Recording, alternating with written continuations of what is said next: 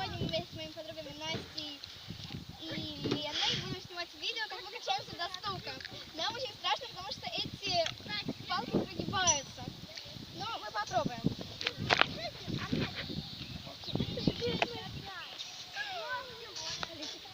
Палки железные. Да, железные палки. Зачем я так одеваюсь?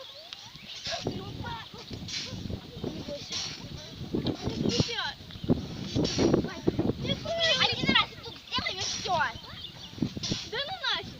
Да ну качай. Я боюсь, Лена. Ну и нафиг эти качели, лучше на школьник это делать. Ну ты. Да я вылезу нахрен с этих качелей. Качай.